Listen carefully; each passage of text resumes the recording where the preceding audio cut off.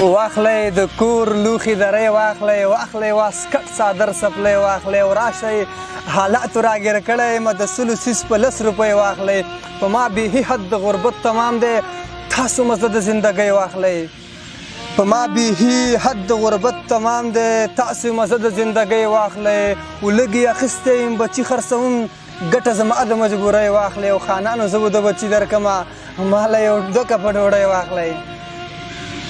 خانانو زه به 2 بچي درکمه ماله یو 2 کپه ډوډۍ واخلئ دا د باچا تر غوږو ورسوئ زما غزل نه یو کړی واخلئ دا د باچا تر غوږو ورسوئ زما غزل نه یو کړی واخلئ اباسه دا وطن به سوی ښکارېږي نو تصویر د دې نړۍ واخلئ اباسه دا وطن به سوی ښکارېږي نو تصویر د دې نړۍ واخلئ درد نه خالي یوه شیبه نشته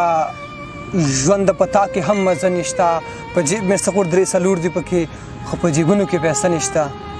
په جیب مې څه غوړ 3 دي پکې خو په جیبونو کې پیسه نشته وچه ډوډۍ مې ځان له خرڅ کړله قلم پې وشو کتابچه نشته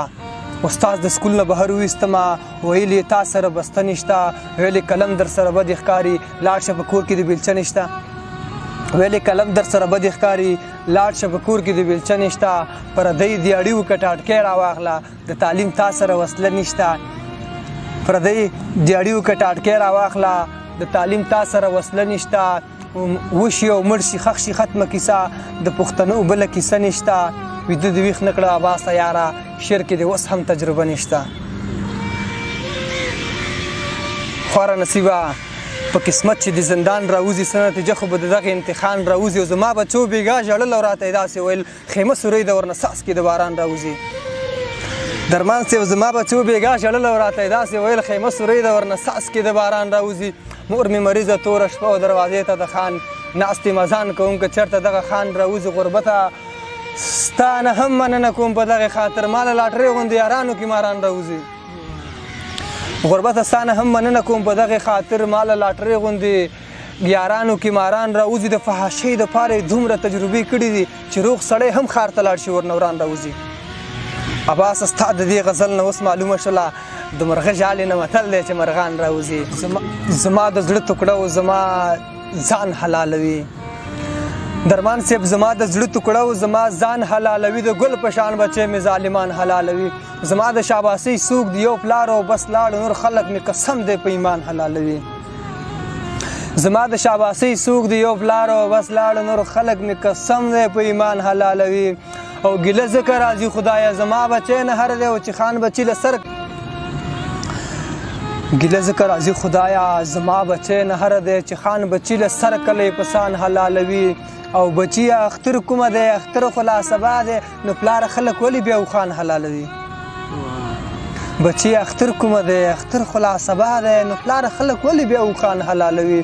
او ډوډۍ چې کله نه وي بچی دی باندې دوکه کم بلا راغله ویده شه ماشومان حلالوي دروان صاحب ډوډۍ چې کله نه وي بچی دی باندې دوکه کم بلا راغله ویده شه ماشومان حلالوي اباسه د انسان روح دی بوتانو ته خدای ورکي په دې چې مسلمان خو مسلمان حلالوي چې ای زموږ د کلي خانه پښتانه ولې نه پوهېږي ګرانه پښتانه د نړۍ بازار کې هر څه وخه ګران خرڅېدل پکې ارزانه پښتانه ای زموږ د کلي خانه پښتانه ولې نه پوهېږي ګرانه پښتانه د نړۍ بازار کې هر څه وخه ګران خرڅېدل پکې ارزانه پښتانه اشرونو نه به خلکو اخیستل ور روان به و بېشانه پښتانه اشرونو نه به خلکو اخیستل ور روان به و بېشانه پښتانه او دومره سپک شو دا نازوانه پښتانه بولی کېږي په روانه پښتانه په دښمن به مخامخ ور روان لګېدل به پکې شانه پښتانه رالویږي ډېر په ګرانه پښتانه وژل کېږي په اسانه پښتانه رالویږي ډېر په ګرانه پښتانه وژل کېږي په اسانه پښتانه ټول دې وخوړل مړېږي او که نه زما افغانستانه پښتانه درمان صاحب ټول دې وخوړل مړېږي او که نه زما افغانستانه پښتانه ښه پوهېږي نه ړانده دي نه کاڼه خو خر شوي دي جانانه پښتانه ښه پوهېږي نه ړانده دي نه کاڼه خو خر شوي دي جانانه پښتانه شاته پاتې شو خبرې او که نه باچا خانه پښتانه شاته پاتې شو خبرې او که نه باچا خانه پښتانه ګل کېدو له لږه پرېږده دا غوټۍ رژوي څه له خزانه پښتانه که په یو ټغر اباسه شي راټول مات به نه شي پهلوانه پښتانه